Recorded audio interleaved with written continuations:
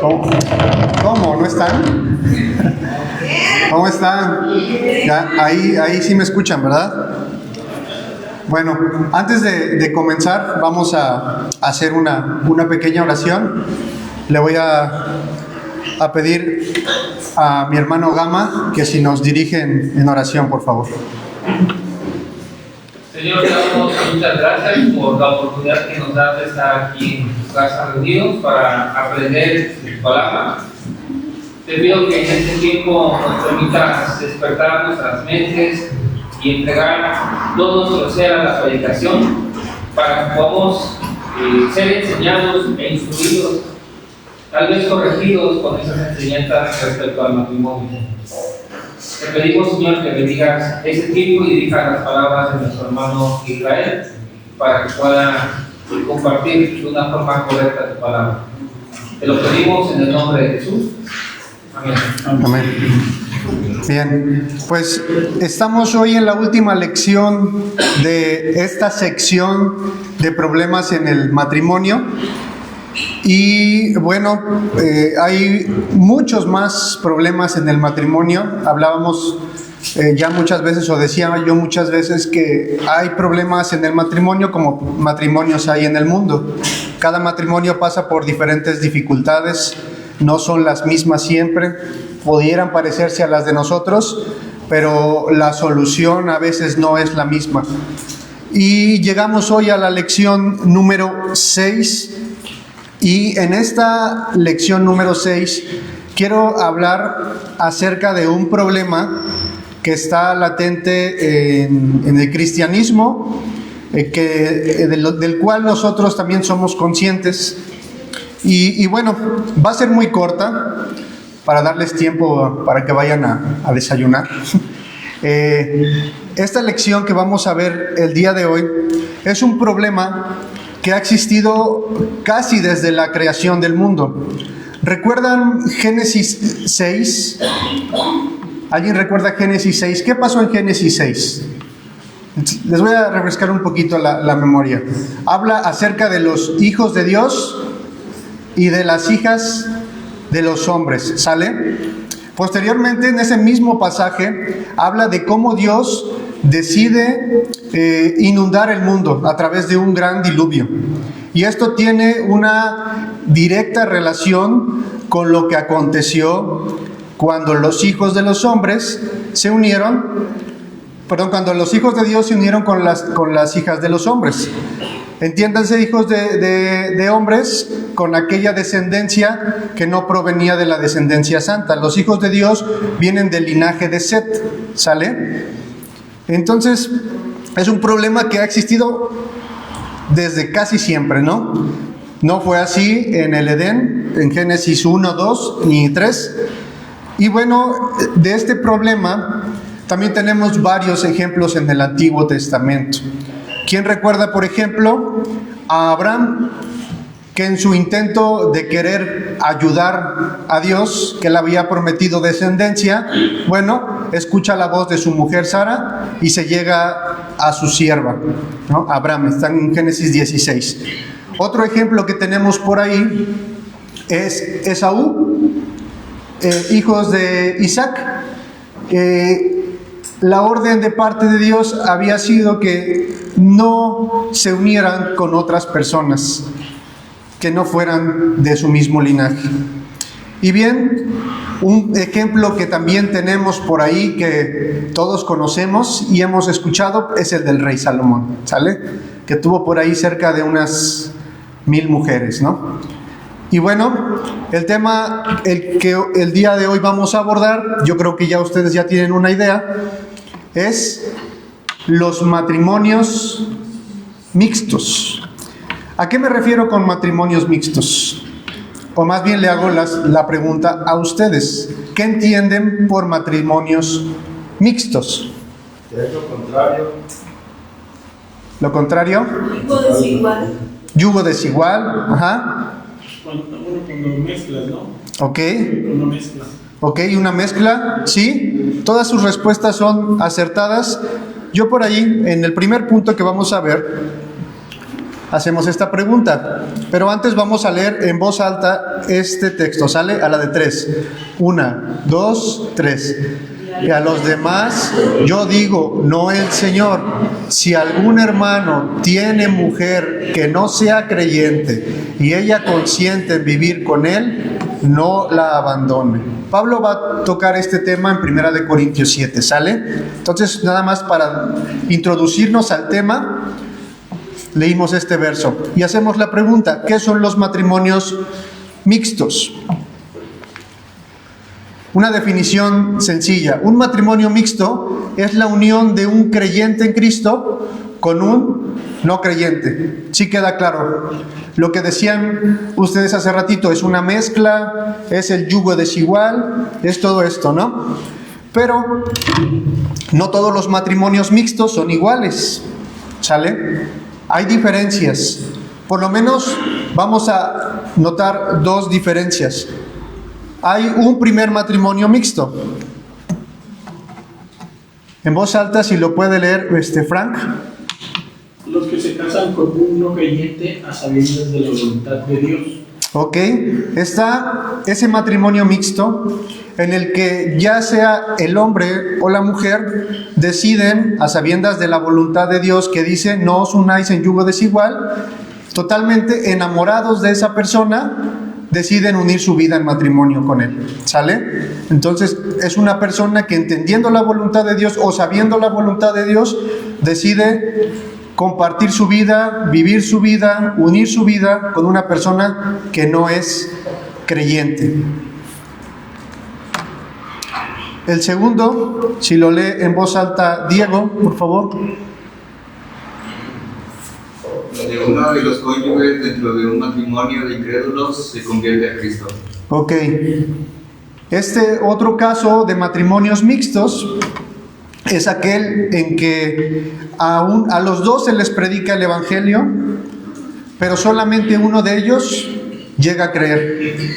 O solamente a esa mujer o a ese hombre que de repente tiene contacto con la palabra, la cree, la recibe, y su mujer no tuvo esa oportunidad, o no quiso, o la rechazó, ¿sale? Entonces tenemos dos tipos de matrimonios mixtos. Aquellos donde el creyente decide de manera insensata casarse con un no creyente, y aquellos donde el matrimonio de incrédulos ya está conformado, pero uno de ellos cree en Cristo. Este tema lo va a tocar también Pablo en 1 Corintios capítulo 7. Antes de pasar al siguiente punto, les digo que esta clase es muy cortita. ¿Qué complicaciones creen ustedes que surgen de un matrimonio? Queremos aprender todos de todos, ¿sale? Entonces, ¿qué complicaciones surgen de un matrimonio en yugo desigual? La parte del creyente, Ajá. normalmente, como hacían siempre, tienen que recibir el agravio, Ok. Bueno, sí, eso sí, también es cierto. Otra complicación.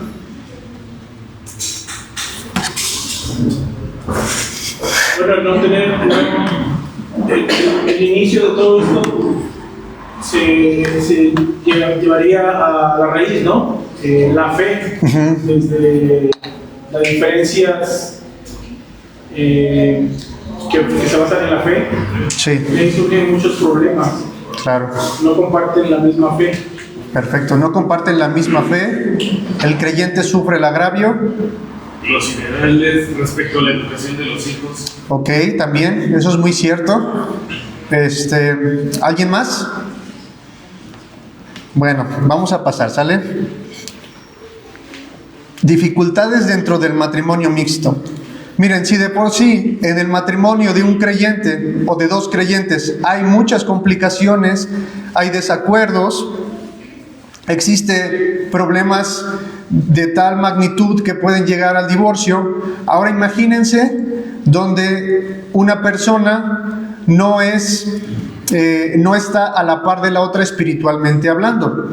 El ejemplo que nos pone la Escritura y la frase que usa la Escritura de yugo desigual, esto ya lo hemos visto, es la imagen de dos animalitos de campo donde normalmente se les colocaba el yugo, que es un aparatito como de madera, se le ponía así para que arrastrara otro aparatito para arar la tierra, ¿no? Pero había yugos que eran para dos animalitos. Ahora imagínense, a esos dos animalitos tendrían que ser dos bueyes, pero si le ponemos a ese yugo un buey y un burro, ¿cómo creen que va a funcionar eso? ¿Cómo creen que se vería? Disparejo, ¿no? El buey tiene más fuerza, va a arrastrar al burro, ¿no? Entonces, esa es la imagen que la Escritura nos da, la del yugo desigual. Y obviamente hay cientos de complicaciones, muchas complicaciones. La primera complicación, solamente vamos a enumerar dos complicaciones, ¿sale? La primera es las dificultades de principios y valores. Si por favor, Gloria, puede leer 2 de Corintios, capítulo 6, versos 14 al 16. No estén unidos en yugo desigual con los incrédulos, pues, ¿qué asociación tiene la justicia y la iniquidad? ¿O qué comunión la luz con las tinieblas? ¿O qué armonía tiene Cristo con Belial? ¿O qué tiene en común un creyente con un incrédulo? ¿O qué acuerdo tiene el templo de Dios con los ídolos? Porque nosotros somos el templo del Dios vivo, como Dios dijo. Habitaré en ellos y andaré entre ellos, y seré su Dios, y ellos serán mi pueblo. Ok, Pablo, aquí es donde aparece esa frase, no os unáis en yugo desigual, ¿sale? Y Pablo hace una serie de preguntas retóricas, es decir, preguntas que de antemano ya se pueden responder solas. Y nos preguntamos, nos hacemos esas mismas preguntas. ¿Qué comunión tiene la luz con las tinieblas? Pues ninguna, son totalmente contrarias. ¿Qué concordia Cristo con Belial? Ninguna. ¿O qué parte el creyente con el incrédulo? ¿Y qué acuerdo hay entre el templo de Dios y los ídolos? La respuesta es ninguna.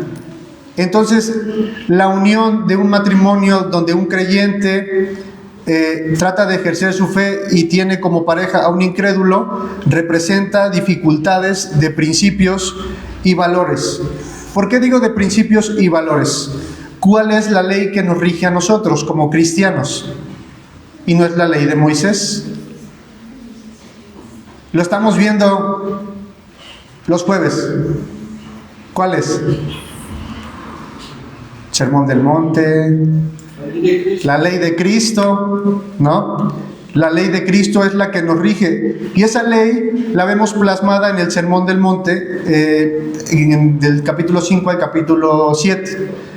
Entonces, no es la misma justicia la que seguimos, ni el creyente sigue la misma justicia, ni el incrédulo sigue la misma justicia que el creyente. Vamos a poner ejemplos.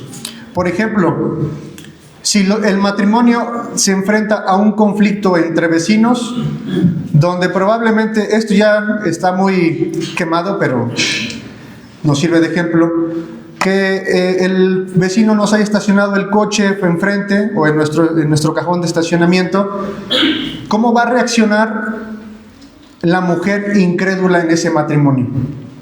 ¿Cómo creen que pueda reaccionar? Explosivamente, imprudentemente, ¿no? Oye, viejo, mira, te vinieron a estacionar el carro aquí, yo que tú lo quitaba, no te tienes por qué dejar, ¿no? Sin embargo, una mujer creyente actuaría de manera más prudente, ¿no? Y así, viceversa. El varón pudiera actuar de manera imprudente e impulsiva. Entonces, no siguen la misma justicia. ¿Por qué? Porque uno va a querer pagar mal por mal y otro, el creyente, va a pagar bien por mal o por lo menos esa va a ser su intención, ¿no? Entonces, ahí es donde vamos a encontrar la primera dificultad, en que no seguimos la misma justicia. Ahora, aquellos que se enfrentan también quizás a una traición matrimonios, ¿cómo es que va a querer actuar el creyente incrédulo? Se va a querer vengar, ¿no? Y el creyente va a recordar el pasaje que dice dejar lugar a la ira de Dios, ¿no? O la ira del hombre no obra la justicia de Dios.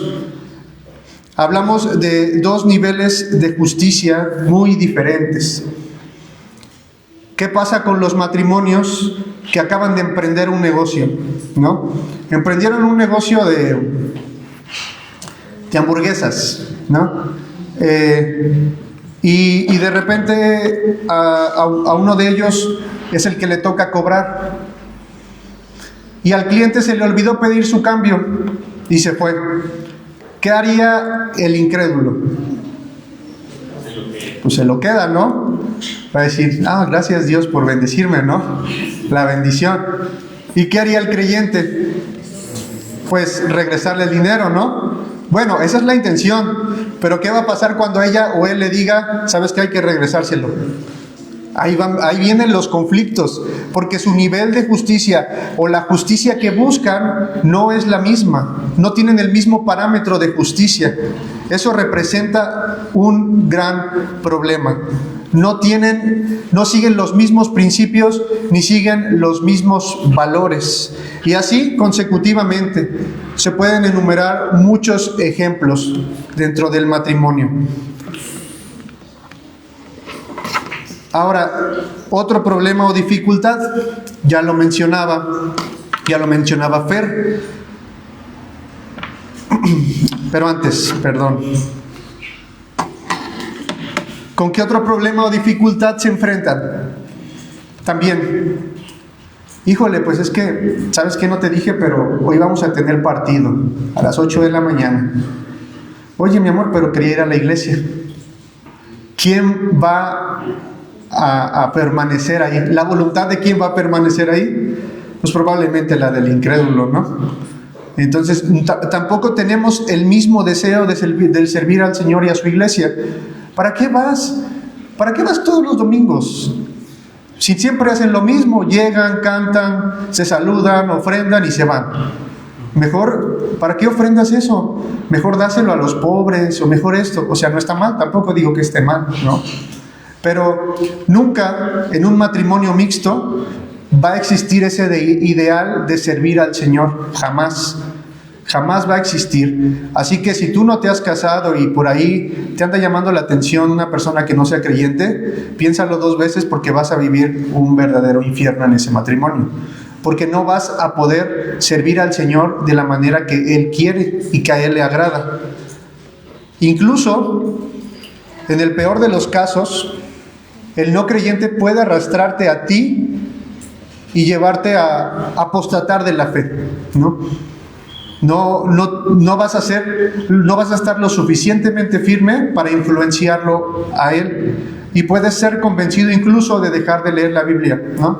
Que quizás en ese matrimonio la mujer o el hombre quiera leer la Biblia, pero su pareja le dice, ¿sabes qué? Pues vamos a aventarnos un maratón de Netflix, ¿no? O unas series de Netflix. Y pues, si no estamos orando, seguramente nuestra naturaleza nos va a poder, ¿no? Y de hecho es una de las cosas que Jesús les dice a los discípulos, ¿no?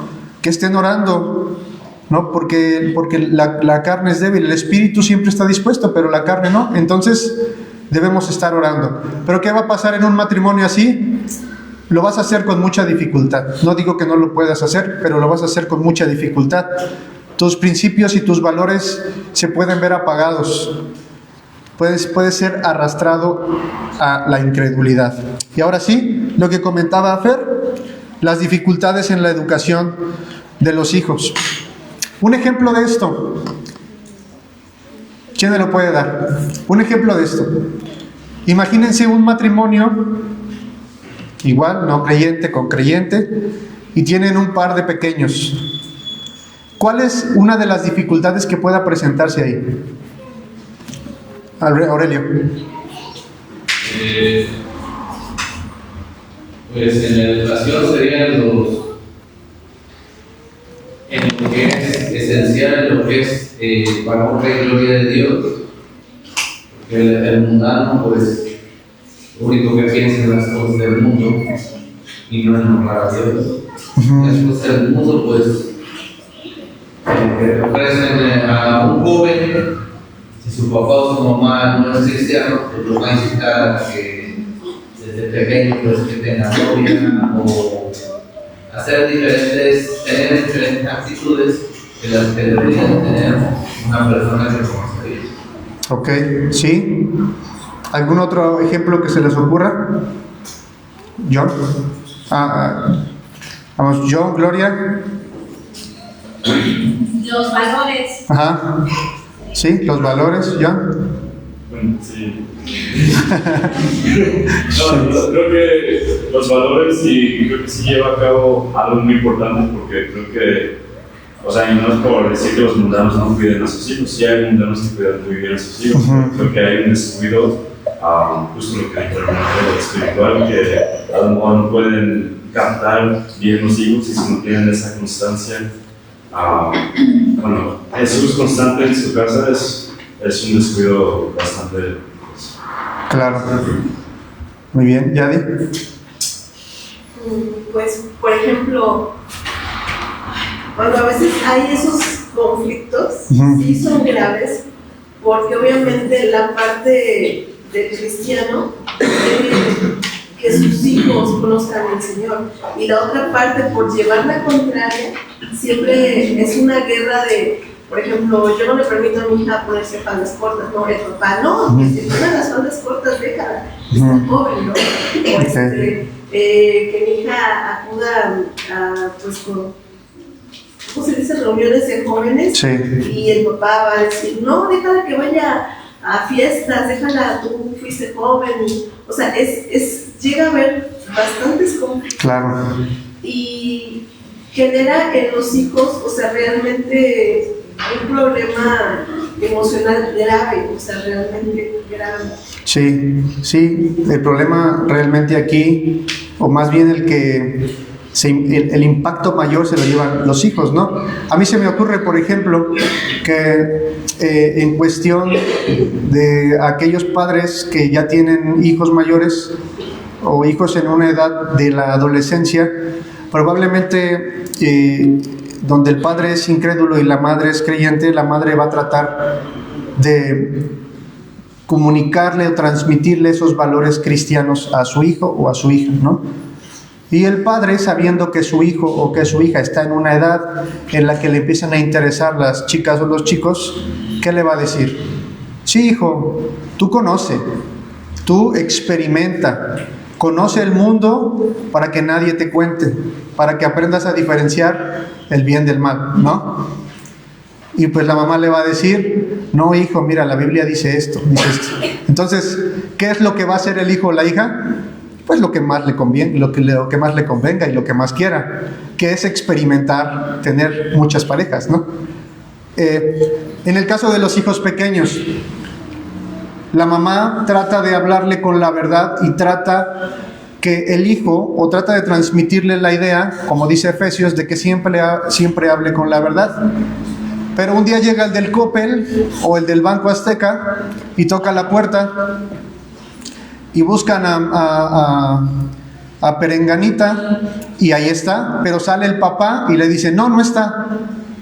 ¿Qué es lo que va a pensar el niño? ¿Cuál va a ser su conflicto? Híjole, mi mamá me dice que no mienta, pero mi papá está mintiendo. Entonces va a haber un conflicto. Por eso digo que el impacto mayor se lo van a llevar ellos, porque no van a saber cómo reaccionar, cómo comportarse, a quién le hago caso, ¿no? Y a la larga, como a los niños no se les enseña a hacer el mal, ellos lo van a hacer de manera natural, ¿no? Van a seguir el ejemplo que más prevalezca, que en este caso sería el del lado incrédulo. Y bueno, a pesar de que un matrimonio mixto es una relación inapropiada y que probablemente en él van a experimentar mucho dolor, tristeza, frustración, ansiedad, con todo eso y todo lo que ello representa, ¿qué es, o más bien, cuál debe ser el comportamiento del creyente dentro de este matrimonio. ¿Cómo debe comportarse? ¿Qué es lo que debe hacer? ¿Qué es lo que debe hacer el creyente si ya está, híjole, bueno, pues ya desobedecía al Señor y bueno, pues ya? Y es más, es la segunda vez que lo vuelvo a hacer, ¿no? Y que de aquellos donde la mujer experimentó la fe en Cristo ya estando casada, y bueno, ahora se enfrenta a que pues su marido de toda la vida no tiene los mismos ideales que ella. ¿Qué es lo que debemos hacer? Bueno, en primer lugar, Pablo nos dice algo. Primera de Corintios 7, 12 y 13. Pablo les da una orden a las que ya están casadas y a los que están casados. Dice, si algún hermano tiene mujer que no sea creyente y ella consiente en vivir con él, ¿cuál es la orden? No lo abandone. Y si una mujer tiene marido que no sea creyente y él consiente en vivir con ella, no lo abandone. ¿Es difícil el matrimonio así? Sí.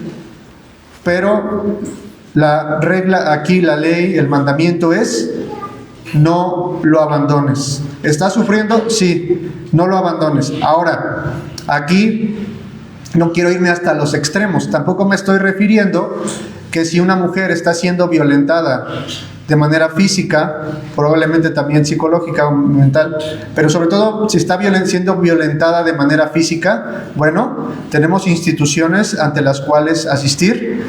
Puedes asistir a la iglesia, también están otras instancias para poder hacer una denuncia. Entonces no me estoy yendo a los extremos, simplemente estoy diciendo que si tu relación no ha llegado a ese extremo, entonces no la abandones, permanece ahí.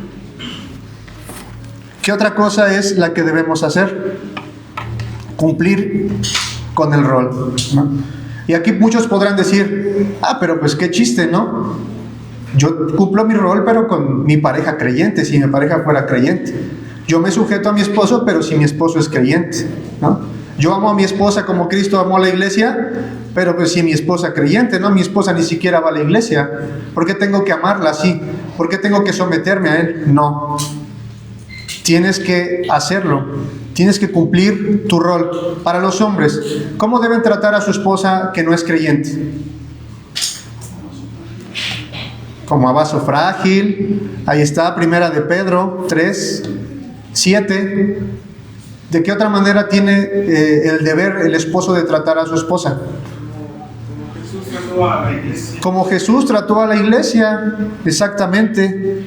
Esa es la manera en la que debemos tratar. Ahora, mujeres, si tu esposo no es creyente, ¿cuál debe ser tu comportamiento? Si tú sí eres creyente.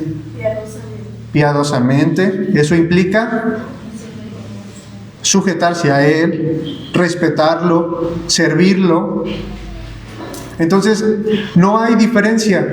Si tu esposa o tu esposo no es creyente, no es que te pueda saltar esto. No, si tú eres un creyente consciente de la voluntad de Dios, tú tienes que amar a tu esposa, varón, como Cristo amó a la iglesia, y tu hermana tienes que respetar a tu esposo, sujetarte como la iglesia está sujeta a Cristo. Entonces tienes que cumplir con su rol. El hombre, en Efesios 5:25, amar a su esposa, darle honor como a vaso más frágil, ¿sale? El hecho de que no pertenezca al pueblo cristiano, al pueblo del pacto, no te va a dar derecho de tratarla como un jarro de barro o una taza de barro, no. Es como a vaso más frágil, ¿no? Dar honor como a vaso más frágil. Y la mujer, respetar a su marido. Pues sí, pero pues es que él no me ama como Cristo amó a la iglesia. Pues sí, pero la palabra dice que tú tienes que hacerlo.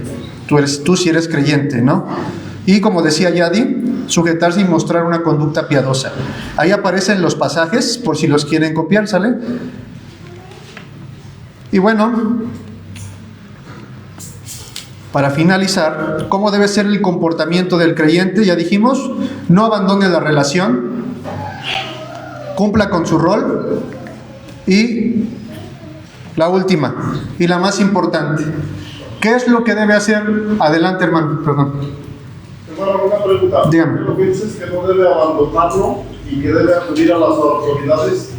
Entonces, debe acudir a las autoridades, pero no abandonarlo, aunque esté siendo maltratada la persona. Sí, no hay como que una contradicción en esto. Supongamos que a la iglesia llega una mujer y se acerca a usted y le dice: hermano, mi esposo me está golpeando, ¿no? Usted no puede ir ante el mandamiento del Señor que dice que el hombre que se ha unido con su mujer no se puede separar. Sin embargo, usted sí puede actuar conforme a justicia, instándola a ella a que acuda con las autoridades. Puede ser con el pastor, claro, el pastor puede ir a hablar con esta persona, pero si ya está sufriendo ya un nivel de violencia ya fuerte, sí tiene que verse esto con las autoridades. ¿Por qué razón? Porque es probable que no sea la primera vez que haya pasado y no sea la última vez que vaya a pasar. Entonces, esta es mi opinión. Si esta mujer ya está sufriendo violencia, no le vamos a recomendar nunca que se divorcie de él. Sin embargo, para que quede como antecedente, porque hay muchos casos en los que las mujeres sufren violencia y se quedan calladas y deciden no denunciar al esposo. Y desgraciadamente han llegado al punto en el que esta mujer puede llegar a morir y jamás nadie supo nada, ¿no? Entonces usted tendría la responsabilidad de acudir a las autoridades, porque las autoridades están puestas para eso, para ejercer justicia. Pero jamás les vamos a decir que se divorcien de él. Probablemente ya estando en la cárcel se arrepienta, ¿no? Pero, bueno, no sé. O más bien la pregunta es que permanezca en ese hogar. No, tampoco. No, o sea, no se puede divorciar. Sí puede separarse físicamente. No hará sujeto a servidumbre en semejante caso, sino que a paz nos llamó Dios.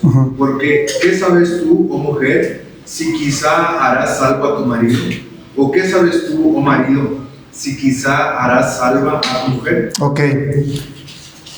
La expresión "o qué sabes tú, mujer, si quizás harás salvo a tu marido" no se refiere a que la mujer tenga la capacidad de hacer salvo a su marido como Dios puede hacernos salvo. Eso solamente es una obra de Dios. Más bien se refiere a que la mujer puede influenciar de tal manera que esta persona pueda llegar a la fe en Cristo. ¿Y cómo es que un hombre puede hacer eso?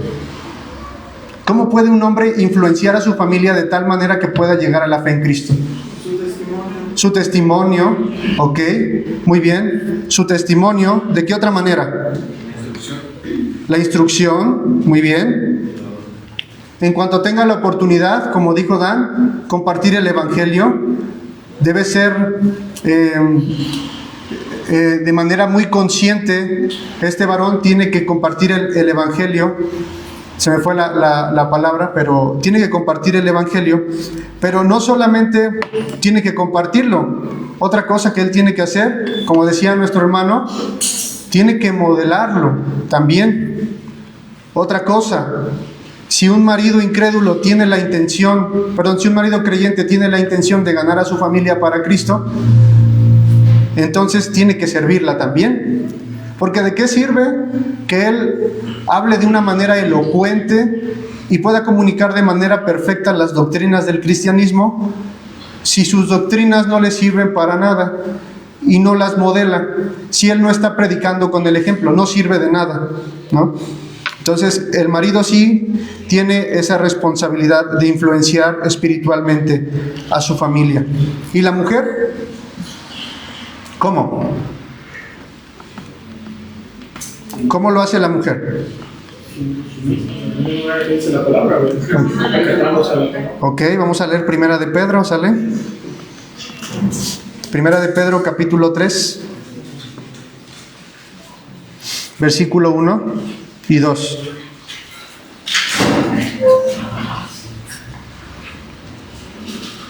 Quien lo tenga lo puede leer, por favor, en voz alta. 1 y 2. Sí. Asimismo, vosotras, mujeres, estad sujetas a vuestros maridos, para que también los que no creen a la palabra sean ganados sin palabra por la conducta de sus esposas. considerando vuestra conducta casta y respetuosa. Ok, entonces las mujeres, mediante su conducta, ¿las mujeres no pueden predicar el Evangelio? Sí lo pueden predicar, ¿no? Claro que lo pueden predicar, pero la instrucción específica es por medio de su conducta. A veces los hombres somos más testarudos. ¿Se han dado cuenta que en la iglesia hay más mujeres que hombres? Porque las mujeres han sido más sumisas a escuchar el Evangelio. Han prestado un poco más de atención, y claro, esto tiene que ver con la misericordia de Dios. Pero el hecho de que haya tantas mujeres aquí, más mujeres que hombres, se debe a eso, a que ellas prestan un poco más de atención, y los hombres por naturaleza somos muy distraídos, ¿no? Prestamos más atención a esta cuestión del servicio, probablemente, ¿no? Entonces a las mujeres sí se les dice que ganen a sus maridos por medio de su conducta. Y yo sé que aquí pueden surgir muchas preguntas como, bueno, entonces si el marido le dice que no vaya a la iglesia, ¿qué hace? ¿No? Preguntas muy legítimas como las que hizo mi hermano Philly: si la golpea se debe quedar en su casa, aún así se tiene que seguir comportando de esta manera. Son preguntas que se deben a un contexto muy específico, ¿sale? Preguntas que se pueden responder ya de manera más personal. Entonces, por eso es que hacemos la invitación desde el principio a que si usted tiene preguntas, es más, si usted está viviendo una situación parecida, puede mandar su pregunta, puede acercarse con los pastores y los pastores pueden aconsejarle, ¿sale? Esto ya requiere de un mayor interés o un tiempo mayor para tratar ese caso. Entonces, las mujeres y los hombres creyentes deben de influenciar a sus parejas no creyentes. Esa es la manera en que un creyente debe comportarse dentro de un matrimonio en yugo desigual. Y bueno, pues esto es para finalizar. ¿Alguien tiene algún comentario? ¿Alguna pregunta?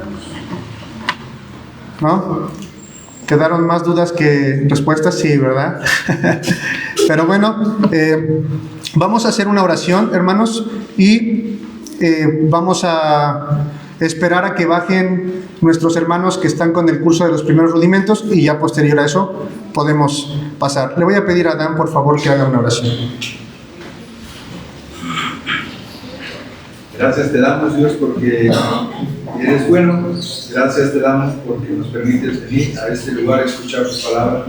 Te pido, Dios, que sensibilices nuestros corazones para que todo lo que hemos escuchado y aprendido este tiempo acerca del matrimonio no quede fuera de nosotros, sino que realmente sea algo en lo que nos empeñemos en vivir para mostrar el amor de Cristo a su iglesia, mostrar el amor del Padre al Hijo, a la creación. Ayúdanos, Señor, a luchar contra nosotros mismos. Sabemos que luchamos mucho contra nuestra carne, en cuestiones de actitudes, de pensamientos, de conductas, y sabemos que todo eso te desagrada, pero tú nos has dado tu palabra, tu revelación completa, Señor, y tu Espíritu Santo que está en nosotros, tienes que nos ayuda a poder hacer tu voluntad y vivir de acuerdo a tus principios. Ayúdanos hoy y siempre en Cristo Jesús. Amén. Amén.